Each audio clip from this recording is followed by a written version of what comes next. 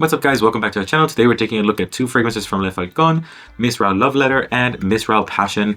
These are two fragrances that are new for me. These are basically my new exploration of Le Falcone. So we're going to start with Love Letter and let's start with a sniff.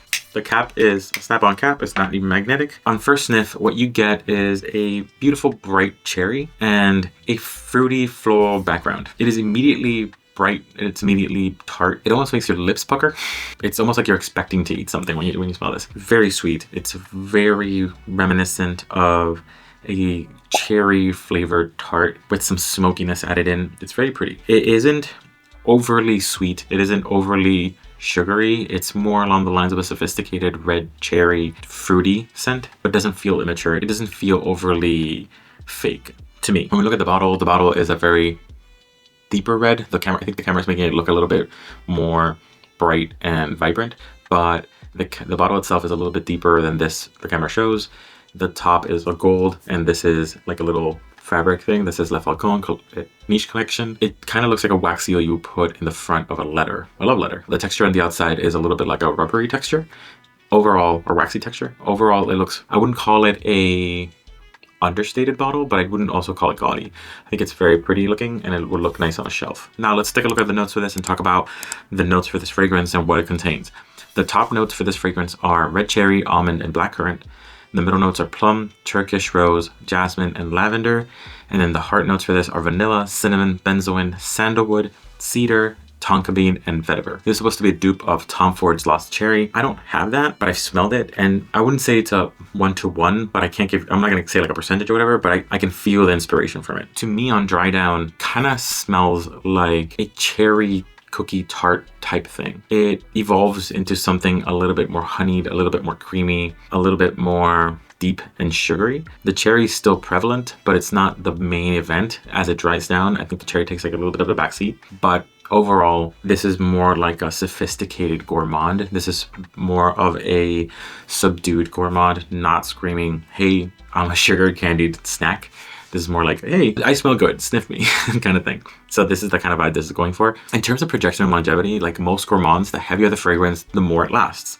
So this is not a super heavy fragrance, but heavy enough that it projects very well. It projects around 6 feet in the first 2 hours or 3 hours.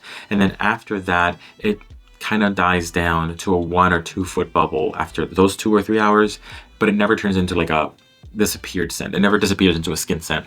It always projects something throughout your experience. So it is a very good scent to catch attention. It is a very good scent to make people aware of your presence in the room. In the end, this is a great scent. If you are a gourmand lover, it's a great scent. If you're a sophisticated gourmand lover, if you're looking for something a little bit softer, a little bit less screaming sugar, it is very good. Now let's look at the sister of this, which is a lot more pure gourmand. This is great for sophisticated gourmand. Now let's look at the pure gourmand version of this, which is this one. This is Mirsaal Passion. This is the same design, as you can see. This one's a darker red. This one's more cream colored, even though it looks pink on the screen, right? And by the way, these both came with this type of presentation. I'm really vibing with the presentation that Le Falcone gives its fragrances. They're very nice, very Lattafa-esque. So this is what it came with, which is this little box, and then it opens like that, and then the bottle was in there, so it was like this, and you pop it out. I'm very much digging this box. See, it has the same wax seal that the fragrance is. Very cool, like this a lot. If you smell this, you know exactly what this is, you know exactly what it's imitating, and you know exactly what you're getting into. This is, without a doubt, Giardini di Toscana's Bianco Latte. 100%. Surprisingly, this is heavier than Bianco Latte.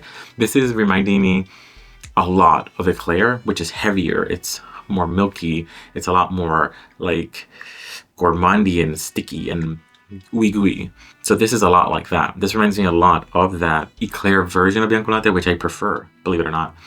To me, Bianco Latte is a little bit more ephemeral, a little bit less strong, and it kind of fades away from me. This is strong, this is milky, this is powerful, I'm just getting Bianco Latte with depth, Bianco Latte with a lot of heaviness in there. I'm not sure everybody loves that heaviness. Some people prefer the ethereal lightness of fragrances. I kind of like, when it comes to like gourmands, I like the warmth heavy versions of gourmands. So let's talk about the notes for this, but before we get into it, I would appreciate it if you took a moment to like, comment, subscribe. It really helps out my channel. So let's get into it. The top note for this is caramel, the middle notes is cookie dough, cormoran, and honey, and the base note is vanilla, white musk, and coconut.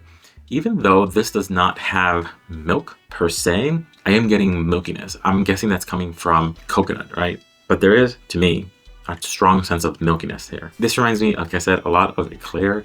It reminds me a lot of that deep, milky, beautiful, sweet scent.